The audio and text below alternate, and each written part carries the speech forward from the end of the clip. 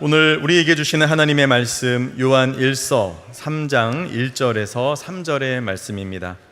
요한 1서 3장 1절에서 3절까지의 말씀, 주의 말씀을 봉독하겠습니다. 보라, 아버지께서 어떠한 사랑을 우리에게 베푸사 하나님의 자녀라 일컬음을 받게 하셨는가. 우리가 그러하도다. 그러므로 세상이 우리를 알지 못함은 그를 알지 못함이라. 사랑하는 자들아, 우리가 지금은 하나님의 자녀라. 장래에 어떻게 될지는 아직 나타나지 아니하였으나 그가 나타나시면 우리가 그와 같을 줄을 아는 것은 그의 참모습 그대로 볼 것이기 때문이니 주를 향하여 이 소망을 가진 자마다 그의 깨끗하심과 같이 자기를 깨끗하게 하느니라. 아멘. 오늘이 6월의 마지막 주일입니다. 시간이 참 빠르다는 생각이 듭니다. 벌써 올해가 절반이 지나갔습니다. 예수님이 언제 오실까? 예수님은 생각지 못한 때 오신다 그랬는데 시간이 이렇게 빨리 지나가다 보면 예수님 오시기 전에 우리가 먼저 천국에 가야 될 판입니다. 너무 시간이 빠릅니다. 참 세월이 빠르고 또 주님이 언제 다시 오실지 우리가 알지 못하기 때문에 우리는 어떻게 해야 됩니까? 우리는 깨어 있어야 됩니다. 늘 준비하고 깨어 있어서 우리가 이 땅에서 해야 할 귀한 사명들을 온전히 감당해야 하고요. 또 주님 다시 오실 때 주님을 맞이할 수 있는 준비를 해야 됩니다.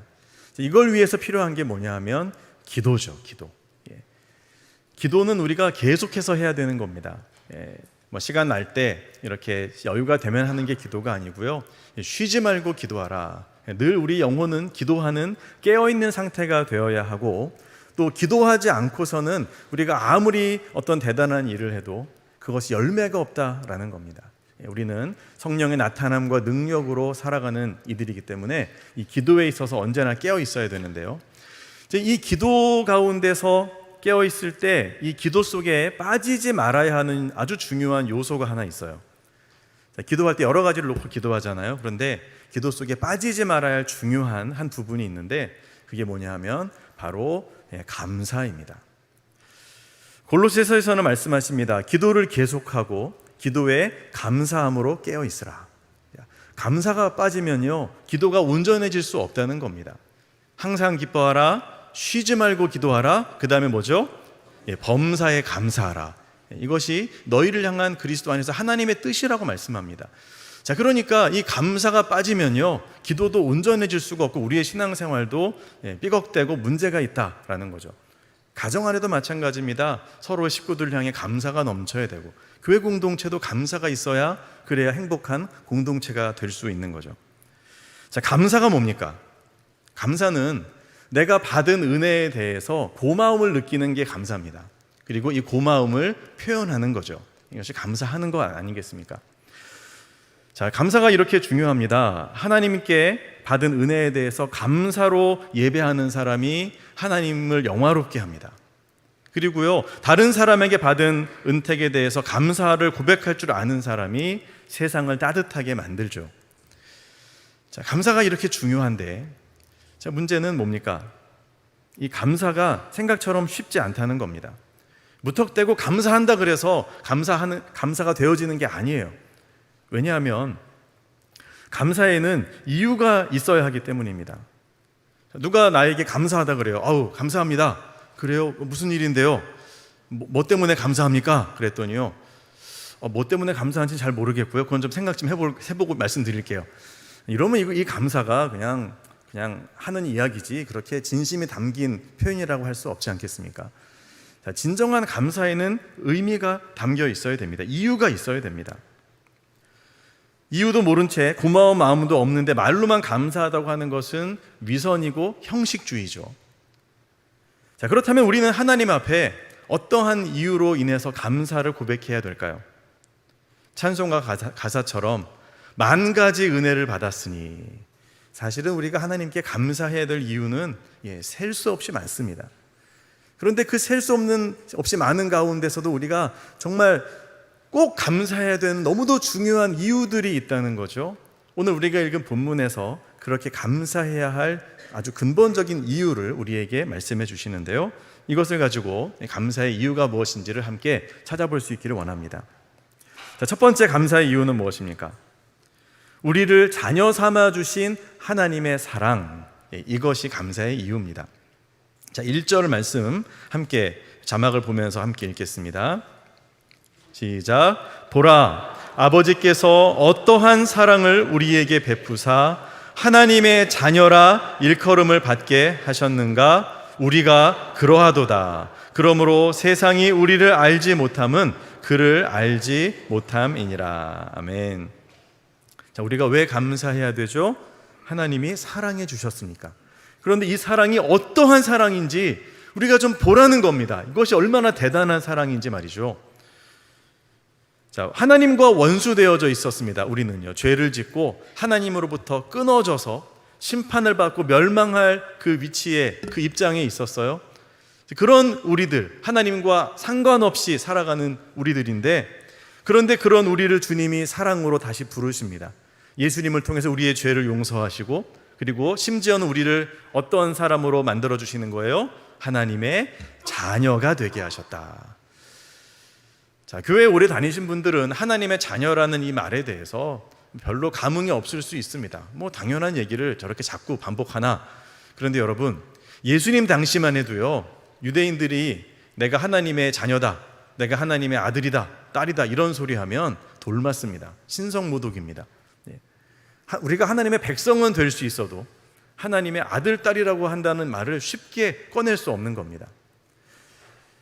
왜냐하면 이 로마 시대의 이 분위기 속에서 이 자녀로 삼는다, 이 입양하는 거잖아요. 이 입양하는 것이 얼마나 대단한 거냐 하면요, 자, 어떤 사람이 자기 노예나 또는 버려진 아이들 이렇게 보다가 너무 똑똑하고 너무 귀한 아이다, 내 아들로 삼고 싶다, 내 딸로 삼고 싶다 하면 법적으로 입양을 시킵니다.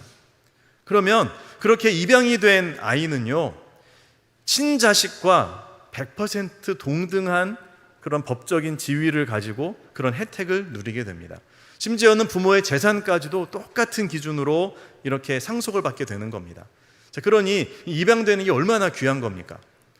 자, 이런 시대 속에서 우리를 하나님의 자녀로 삼으셨다, 하나님의 아들, 딸로 우리를 입양하셨다라고 하는 것은 어떤 뜻이에요? 우리를 하나님의 아들이신 예수님과 같은 위치에 올려놓는 겁니다. 그런 자리로 우리를 부르신 겁니다. 여러분, 이것은 엄청난 축복이고 대단한 사랑인 것이죠. 우리가 그럴 만한 자격이 있습니까? 우리는 하나님과 원수되었고 죄 가운데 심판받고 멸망당할, 지옥에 떨어질 그런 존재였는데 그런 우리를 하나님의 자녀로 삼으셨다. 이게 얼마나 대단하면 뭐라고 고백합니까? 보라 그러잖아요. 감탄을 하면서 하나님이 어떤 사랑을 우리에게 베푸사 하나님의 자녀라 일컬음을 받게 하셨는가, 하나님의 자녀라고 부름을 받을 수 있는, 불려질 수 있는 그런 존재가 되게 하셨나, 이런 겁니다. 그러면서 뭐라고 말합니까? 우리가 그러하도다. 이건 진짜 감동 없이 고백할 수 없는 그런 말씀이죠. 우리가 그러하도다. 자, 우리의 신분과 존재의 변화를 의미하는 것입니다. NIV 성경을 보면요, That is what we are 그랬습니다. 우리가 예수님과 같은 하나님의 자녀가 되었다는 것, 이 믿기지 않는 이 사실이 우리의 지금의 존재 양식이 되었다라는 겁니다. 내가 그런 존재가 되었다는 거예요. 죄인이 우리를 자녀로 받아주시는 이 사랑은 도대체 어떤 것입니까? 왜 우리에게 이렇게 하시는 겁니까? 또 우리를 자녀로 대하신다는 것은 우리에게 어떻게 대해주신다는 뜻일까요? 고린도전서 13장을 보면 하나님의 사랑, 이 아가페 사랑에 대해서 그 사랑이 어떠한 스타일로 표현되는지를 자세하게 설명해 줍니다. 아가페로 사랑한다라고 하면 이렇게 하는 게 아가페로 사랑하는 겁니다. 고린도전서 13장에 뭐라고 말씀합니까? 사랑은 오래 참고 온유하고 시기하지 않고 자랑하지 않고요, 사랑은 교만하지 않는다라고 말합니다. 사랑하면 상대방에게 무례하게 행하지 않습니다. 상대방의 감정과 인격을 모독하지 않습니다. 자기의 유익을 구하는 것이 아니라 상대방을 배려하고요, 성내지 않고 진리와 함께 기뻐합니다. 사랑은요, 모든 걸 감싸주고요, 그리고 바라고 믿고 참아내면서 그렇게 영원토록 변함이 없는 것이 사랑이래요. 자, 하나님이 그런 사랑으로 우리를 어떻게 하셨다고요? 사랑하셨다. 자, 이걸 우리가 그냥 대충 보지 말고 한번 우리 자신에게 적용해서 한번 생각해 보자고요. 과연 그 말씀대로 주님의 사랑은 우리를 참아주십니다. 우리가 연약해요, 자꾸 실수해요, 반복해서 넘어져요. 그럼 하나님이 몇 번이나 우리를 참아주실까요? 3-4번. 자, 한 번, 이번에 2번, 3번! 끝이야. 이제는 그냥 아닙니다. 예수님이 뭐라고 말씀하세요? 7번에 70번이라도 하라. 형제를 그렇게 용서하래요. 그 말은 바꿔 말하면 하나님이 너희를 그렇게 용서하신다는 거죠. 여러분, 이 인내, 이 넓은 사랑, 주님은 이렇게 한계가 없는 인내로 우리에게 온유하게 대해 주십니다. 우리가 실수하고 연약해져도요, 다 그냥 막 싸늘한 표정으로 바라보지 않으십니다. 언제나 온유하고 부드럽게 우리에게 대해 주시는 하나님이시고요. 우리가 때로는 교만해질 때가 있죠. 하나님, 창조주 하나님도 인정하지 않고 내가 마치 모든 걸 이룬 것처럼 막 교만해지고 내가 다 알고 내가 최고고 막 이렇게 교만해질 때에도 주님은 참아주십니다. 우리에게 시기하지 않고요, 또 하나님의 높으심을 자랑하지 않으세요. 오히려 하나님은 자기를 비워서 종의 형체를 지닐 때까지 낮아지셔서 우리의 자리까지 내려오시고 우리의 입장에서 대화하시고 우리를 위로하시고 구원하십니다. 여러분, 우리는요 99개를 잘해도 한 개를 결정적으로 잘못하면 이건 문제라고 얘기하잖아요. 그걸 지적하잖아요. 그런데 주님의 사랑은 어떻습니까? 우리가 99개를 잘못해도 하나 제대로 그나마 미약하지만 잘하는 게 있으면 그거를 보시고 그래, 귀하다, 내가 너의 믿음을 보았다, 내 믿음이 너를 구원했다, 이렇게 말씀하시면서 우리를 일으켜 주시는 거예요. 여러분, 이 하나님의 사랑은 도대체 어떤 사랑입니까? 그것은 정말 한량없는 부모님의 자녀를 향한 사랑이고, 사실 인간 부모님의 사랑은 한계가 있지만 우리 하나님의 사랑은 한계가 없이 우리를 품어주시는 그런 절대적인 사랑입니다. 그 사랑으로 우리를 자녀 삼으셨다. 자녀로 대해 주시고 영원토록 우리를 포기하지 않으신다. 여러분, 이 사랑이 너무도 놀랍기 때문에 감사가 터져 나오는 것이죠. 보라, 하나님이 어떠한 사랑으로 우리를 자녀로 일컬음을 얻게 하셨는가. 여러분, 우리 찬양대가 아까 고백했던 그 놀라운 사랑, 여러분, 그 하나님의 사랑으로 말미암아 하나님 앞에 감사하는 우리가 될 수 있기를 바랍니다. 이 사랑이 묵상되어져야 되는 거예요. 두 번째로 우리가 감사해야 될 이유는 뭡니까? 자, 부활의 소망 때문입니다. 예수님께서는 우리를 구원하시고 우리를 하나님의 자녀로 만들어 주셨을 뿐만 아니라 우리에게 부활의 약속을 주셨습니다. 예수님이 부활의 첫 열매가 되셨죠. 십자가에서 돌아가시고 그리고 3일 만에 다시 살아나셨는데, 그때의 다시 살아남은 단순한 육체적인 소생이 아니라 부활의 몸으로서의 변화이고 그리고 그런 영광을 얻으심의 모습이었습니다. 그래서 제자들이 예수님을 제대로 알아보지를 못했던 거고요. 그리고 예수님의 그 부활의 모습을 보면서 제자들이 감격하고 감탄했던 이유가 거기에 있습니다. 예수님이 부활의 첫 열매래요. 이건 어떤 뜻이죠? 그 다음 두 번째, 세 번째 열매가 이어진다는 거죠. 그 열매가 누굽니까? 바로 우리들인 거죠. 예수님의 제자들은 본인들이 그 다음 열매가 될 것을 알고 있었기 때문에 부활의 예수님을 기억할 때마다 죽음이 두렵지가 않은 겁니다. 이 땅을 살아갈 때 비겁하게 살지 않아요. 정말로 전해야 될 이 복음의 진리를 전파하기 위해서 목숨을 내놓고 땅 끝까지 나아가서 복음을 전하다가 대부분 다 순교했습니다. 이것이 어떻게 가능합니까?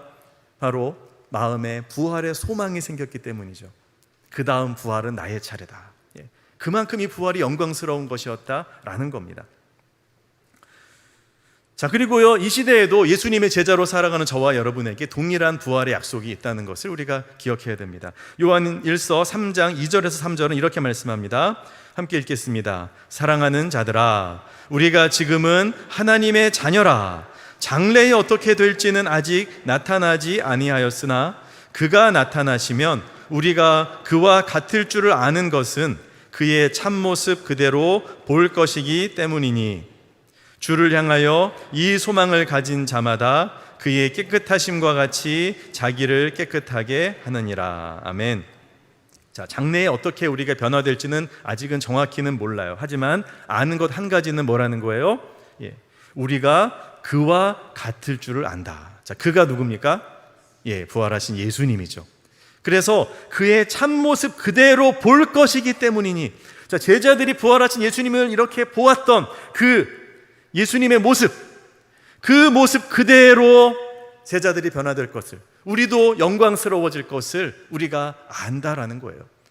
이것이 우리에게 소망이 되기 때문에, 그래서 그분의 깨끗하심과 같이 자신을 깨끗하게 하고 기꺼이 죄와 욕심들을 버리고 내려놓을 수 있는 결단이 우리 안에 일어난다는 거죠.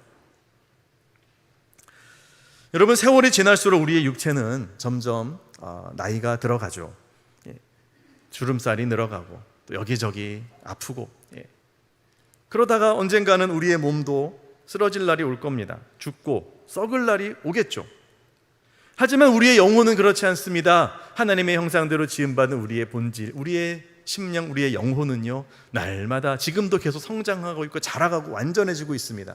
그리고요, 육체가 이 텐트와 같은 임시적인 거처인 이 육체가 허물어지면 우리의 영혼은 주님 계신 천국에 올라가서 영광 가운데 있다가 주님이 주시는 새로운 몸을 입을 준비를 합니다. 그 새로운 몸, 이것이 바로 부활하신 예수 그리스도가 보여주신 부활의 몸입니다. 예수님과 같은 영광스러운 몸을 입고 부활하게 될 그 소망이 있기 때문에 우리는 이 땅에 그렇게 미련이 있지 않는 거예요. 이 땅은 잠시 나그네 길입니다. 거쳐 지나가는 겁니다. 어떤 어려움과 문제가 있어도요, 이 또한 지나가리라. 우리는 거쳐서 지나가는 거고요, 우리가 가야 할 본향, 그곳은 천성이고 하나님의 영광스러운 나라라는 겁니다. 자, 그래서 복음성가에서 이렇게 고백하잖아요. 죄 많은 이 세상은 내 집안이네.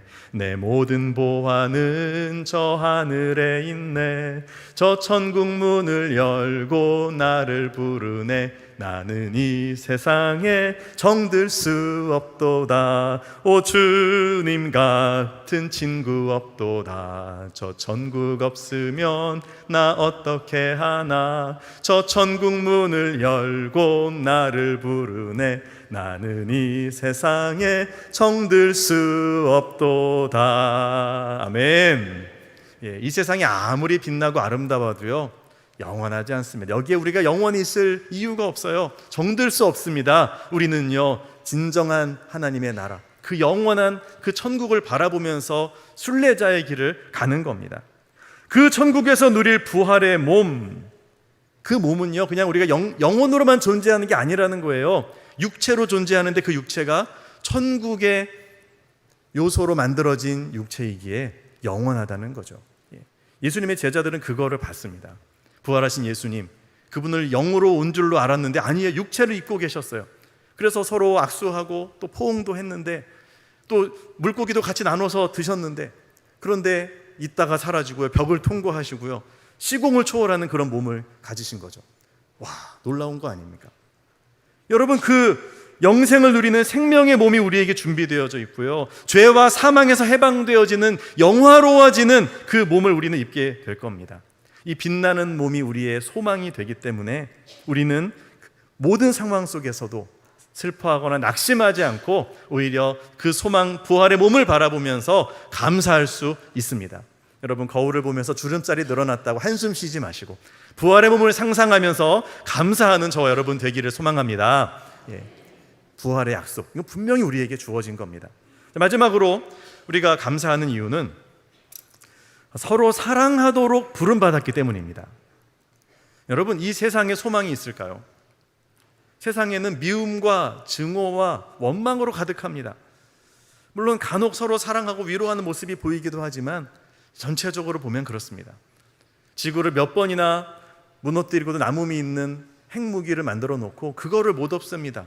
서로를 불안해하고 못 믿고, 네가 나 때리면 나도 너 때릴 거야, 이러고 있는 겁니다. 여러분, 이 세상이 공멸하지 않으려면 뭐가 필요합니까? 서로를 사랑하는 것 말고는 방법이 없습니다. 사랑할 때 그때 거기에 평화가 임하고요, 행복이 찾아옵니다. 가정도 마찬가지죠. 예. 우리 이번 토요일에 두 분 결혼하게 되는데, 예. 두 분이 행복하려면 어떻게 해야 됩니까? 두 분이 사랑해야죠. 예.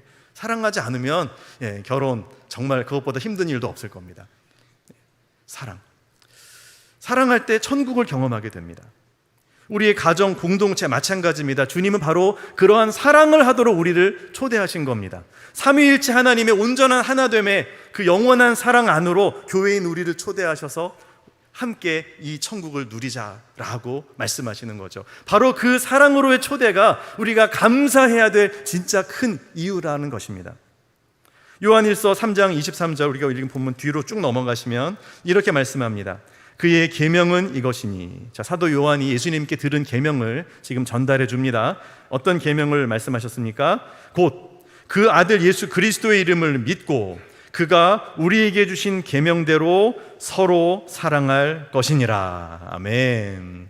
예수님이 내가 너희에게 분부한 모든 것을 가르쳐 지키게 해라 라고 제자들에게 분부하셨잖아요. 예수님께서. 자, 뭘 가르치고 뭘 분부하셨습니까? 많은 것들이 있지만 그 핵심의 핵심이 뭡니까? 서로 사랑하라는 겁니다. 여러분, 교회 열심히 다니면서 서로 사랑하지 않으면요, 예수님의 분부, 그 계명을 지금 안 지키고 있는 겁니다. 그 핵심을 모르는 겁니다. 이 사랑이 가장 큰 축복이고 우리가 감사해야 될 이유라는 거예요. 왜요? 서로 사랑할 때 내가 너희 안에 거할 것이다, 너희가 내 안에 있게 될 것이다 라고 말씀하기 때문입니다. 우리가 서로 사랑할 때 하나님과의 관계가 온전해지고요, 그리고 이 모든 것이 하나의 아름다운 공동체로 완성되어지는 겁니다. 자, 그런데 이런 사랑이 참 생각보다 어렵다는 거죠. 자, 교회에 오래 다니신 분들은 사랑해야 된다 이 말씀 정말 귀가 아프도록 들었을 겁니다. 그런데 이것이 실제로 잘 되어지냐라는 거예요. 가정 안에서, 또 공동체 안에서, 이 사회 속에서 참 사랑하려고는 하는데 이게 참 쉽지가 않아요. 자, 왜 그럴까를 한번 생각해 봤어요. 왜 서로 사랑하는 게 잘 안 될까? 다 사랑을 원하는데, 다 사랑받고 싶어 하는데 왜 서로 사랑이 잘 안 될까? 보니까 그런 것 같아요. 이 자기중심성이 문제인 것 같아요. 무슨 말이냐면, 자, 100이면 100 다 어떤 마음이 있냐 하면 남들이 나를 사랑해 주기를 바래요. 예. 안 그런 사람 계세요? 나는 사랑받기 싫습니다. 그런 분 계십니까? 저도 내릴래요? 네. 다 사랑받고 싶어 해요. 자, 그 다음에요, 다 자기를 인정해 주기를 원해요. 남들이 다. 예. 어른이고 아이고 다 마찬가지예요. 다 내가 하는 일들을 남들이 인정해 주고 칭찬해 주고 격려해 주기를 다 원해요. 예. 그리고 내가 하는 작은 실수들은 웬만한 거는 그냥 눈 감아 주기를 바래요. 이게 다 사람의 공통적인 모습인 것 같아요. 그런데 다른 사람에 대해서는 별로 그렇게 해주고 싶은 마음이 크지 않은 거죠. 네. 자, 그러다 보니까 이게 서로 안 맞아지는 겁니다. 서로 사랑을 원하지만 남은 사랑하지 않아요. 자, 그래서 제일 실천하기 어려운 말씀이 뭐냐? 나보다 남을 낮게 여기라. 이 말씀이 제일 어려운 것 같아요. 다 자기가 최고고 내가 잘났고 내가 옳아요. 그러다 보니까 남을 더 인정해주고 싶지가 않은 거죠. 예. 기본적인 감정이 그래요. 자, 그러니 결혼을 해도 서로 자기를 인정해달라, 나를 사랑해달라 이렇게 사랑을 요구하기만 하고 그 사랑을 주지 못하니까 가정이 하나 되기가 어려운 겁니다. 교회도 마찬가지고요. 자, 그러면 어떻게 해야 되느냐? 예, 상대방의 수고와 헌신과 애씀을 알아주는 것, 이게 출발이 아닐까요? 인정해 주는 거죠. 예. 정말 그대로 인정해 주고 받아주는 것, 이것이 사랑의 표현이라고 생각합니다. 어떤 분이 쓰신 수필에 나온 이야기입니다. 남편이 먼저 세상을 떠나고 학교 앞에서 분식을 하면서 딸아이 하나를 키우는 한 어머니가 계셨습니다. 이 어머니는 딸에게 미술적인 재능이 있다라는 것을 발견했어요. 그래서 아이를 미술학원에 보냅니다. 아시는 분들은 아시겠지만 예술을 공부시키는 것 엄청난 비용이 듭니다. 이 분식집을 하는 엄마의 힘으로 감당할 수 없을 겁니다. 그래서 이 엄마는 더 열심히 일을 합니다. 정말 열심히 하면서 이 딸을 어떻게 잘 키워보겠다 다짐을 하죠. 어느 날 딸이 미술학원에서 돌아올 시간이 됐는데 갑자기 먹구름이 끼더니 장대비가 막 쏟아집니다. 지금 큰일 났으면 딸이 집에 못 오게 생겼어요. 엄마가 어떻게 합니까? 딸이 비를 맞을까 봐 우산을 들고 학원으로 뛰어갑니다. 막 달려가요. 자, 학원에 거의 다 도착을 했는데 그제서야 정신이 드는 겁니다. 내가 어떻게 하고 왔나 보니까 지금 분식집에서 막 음식을 만들다가 달려온 거예요. 앞치마를 했는데 여기에 밀가루가 막 묻어있고 양념이 튀어있고 얼굴에도 막 이러고, 그러면서 달려오니까 또 빗물이 막 흘러가지고 옷이 막 엉망인 겁니다. 걱정이 되는 거죠. 우리 딸애가 지금 사춘기인데 이런 엄마의 이 꼴을 보면 친구들 앞에서 창피해하지 않을까? 그럼 학원으로 바로 들어가면 안 되겠다. 그래가지고 학원에 못 들어가고 학원 그 길 건너편에서 딸이 나오나 안 나오나 우산을 들고 계속 왔다 갔다 하면서 딸이 나오기를 기다리고 있습니다. 그러다가 이렇게 보니까요, 그 딸이 저 위에 창문에서 내려다보면서 엄마랑 눈이 딱 마주친 겁니다. 얼마나 기뻤겠어요. 손을 흔들었는데 얼른 내려오라고 손짓을 했어요. 그런데요, 딸이 안 내려오는 겁니다. 뛰어나오지 않았습니다. 손을 흔들었지만 딸은 내려오지 않았습니다. 그래, 엄마 꼴이 이래서 창피했구나. 속상해하면서 할 말을 잃었습니다. 그리고 한 달 뒤에 학원에서 어머니에게 연락이 왔습니다. 딸의 미술 발표회에 오라는 겁니다. 큰 상을 받았다는 거죠. 이 상 받은 부모님들을 초청하는 그런 전시회였는데, 이 전시회에 엄마가 갔어요. 가서 딸의 그림을 보고서 호흡이 멎는 줄 알았답니다. 딸의 그림 속에는 비를 맞으며 서 있는 자신의 모습, 어머니의 모습이 그려져 있었기 때문이죠. 그리고 더 어머니를 놀라게 한 것은 그 밑에 붙어 있는 제목이었습니다. 그 제목은 세상에서 가장 아름다운 모습, 이렇게 써 있습니다. 여러분, 밀가루 투성이인 엄마의 모습이 세상에서 가장 아름다운 모습으로 이 딸의 눈에 비춰졌다는 거죠. 그 그림을 보고 어머니가 어찌 펑펑 울지 않았겠습니까? 어떤 마음이었을까요? 우리 딸이 나를 인정해 주는구나. 이 엄마의 수고를 이해해 주는구나. 이 마음이 드니 이 엄마가 감격하지 않을 수 없는 겁니다. 여러분, 사랑은 상대방의 수고를 인정해 주는 것으로 표현될 수 있습니다. 우리 가족들 얼마나 애쓰고 수고합니까? 이것을 인정해 주고 정말 그대로 받아주는 것, 여러분, 여기에서 사랑이 표현되고 또 전달되는 것이죠. 또 우리 교우들의 사랑과 수고를 서로 인정해 주고 상대방의 수고와 노력에 아낌없이 박수를 보낼 때 사랑은 그렇게 흘러가고 표현되는 겁니다. 칭찬과 격려를 통해 상대방이 했던 수고와 애씀을 읽어주고 그리고 표현할 때 거기에서 사랑을 느낄 수 있습니다. 여러분, 우리가 서로 간에 그렇다면 하나님과의 관계에서도 그렇지 않을까요? 다음 주일은 맥주감사 주일입니다. 보리의 추수는 가을에 있는 밀의 추수에 앞서서 정말 보릿고개를 겨우겨우 버티고서 얻게 되어지는 그런 축복이고 행복이죠. 여러분, 우리에게 맥주감사는 무엇입니까? 지난 6개월의 전반기의 시간 속에서 하나님이 우리와 어떻게 은혜로 함께 하시고 우리를 보호하시고 또 열매 맺는 삶을 살게 하셨는가, 여기에 대한 감사의 고백이 바로 맥주감사의 의미입니다. 여러분, 우리도 하나님을 좀 인정해 드려야 하지 않을까요? 우리가 알든 모르든 하나님은 계속 우리를 보호하시고 지키시고 사랑하시고 은혜를 베풀어 오셨잖아요. 그런데 우리도 이제 성숙했다면 그 하나님의 사랑이 어떠한 것인지를 좀 깊이 생각해 보고, 하나님, 그때 저를 그렇게 사랑하셨죠? 저를 그렇게 기다려 주셨죠? 너무 감사해요. 그 하나님의 은혜에 대해서, 행하심에 대해서 우리가 감사를 표현할 수 있어야 되지 않을까요?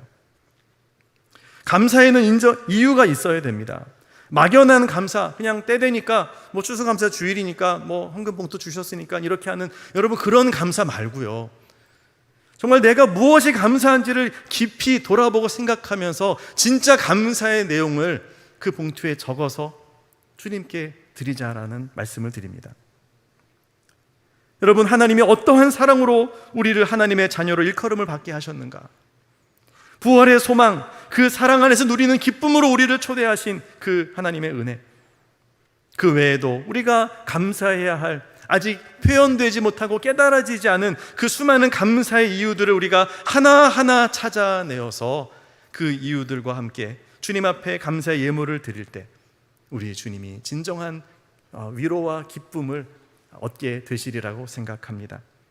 우리의 맥주 감사 주일이 이유 있는 감사 주일, 전반기를 마무리하는 진정한 감사의 예배가 될 수 있도록 만들어 갑시다. 우리 모두가 정말 이번 한 주간 동안요, 이유 있는 감사가 되기 위해서 하나님께 뭐가 감사한지를 한번 곰곰이 돌아보고 되짚어보고 그러면서 메모해보고 그렇게 이 감사로 하나님 앞에 감사를 고백하고 기도하고 찬양하는 그런 우리의 모습으로 한 주간을 준비했으면 좋겠습니다. 6개월에 또 지난 우리의 삶의 모든 감사를 담아 하나님께 올려드리는 온전한 추수감사주의를 준비하는 감사가 넘치는 한 주간 보내시기를 예수 그리스도의 이름으로 축원합니다. 우리 함께 찬양했으면 좋겠습니다. 우리를 구원하신 주님, 우리에게 베푸신 은혜들에 대한 묵상으로 만든 찬양을 함께 부르면서 이 찬양에서 더 확장돼서 여러분이 하나님께 고백해야 할 감사가 뭔지를 한번 생각하면서 함께 이 찬양을 부릅시다.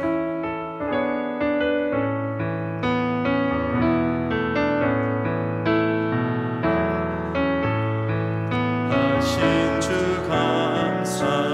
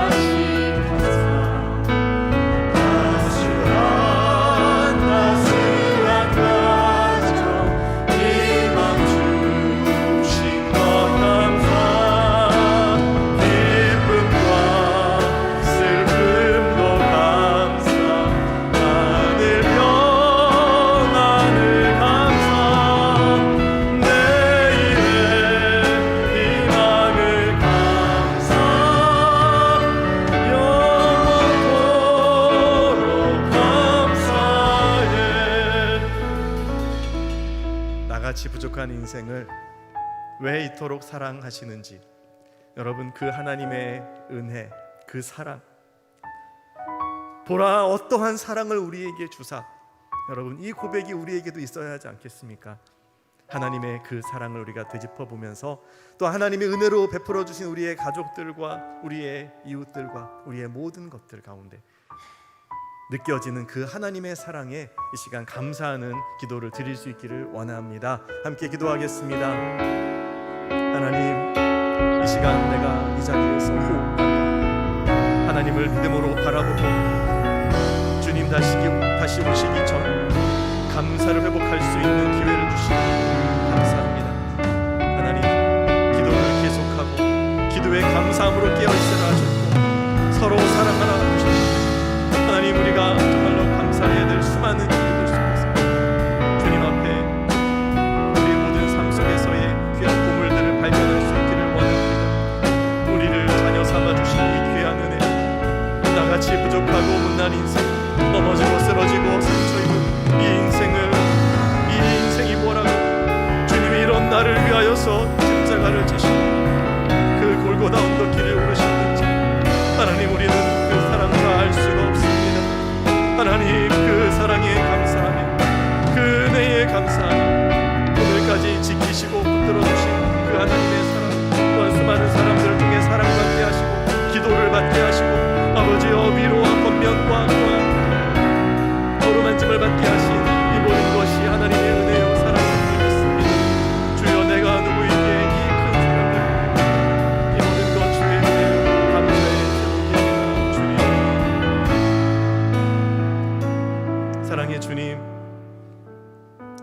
나 같은 죄인을 하나님의 자녀로 삼아 주시고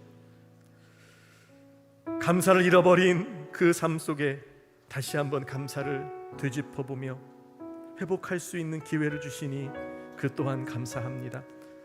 하나님이 주신 은혜가 한없이 많건만 그 모든 은혜를 다 잊어버리고 간과하고 아무것도 받지 못한 사람인 것처럼 인상을 쓰고 불편한 마음으로 그렇게 첫째 아들처럼 둘째 아들을 맞이하지 못하는 우리들의 완악함을 용서하여 주옵소서. 아들아, 내 것이 다 너의 것이거늘. 이렇게 큰아들을 위로하는 아버지의 마음으로 이 시간 우리에게 찾아오시며 우리를 어루만지시는 그 하나님의 사랑 안에서 우리가 다시 한번 감사를 회복할 수 있기를 원합니다. 아버지, 한 주간 동안 주님의 감사를 온전히 깨달아 알게 하시고 감사의 이유를 발견하는 우리 모두가 되게 하여 주시옵소서. 예수님 이름으로 기도하옵나이다. 아멘.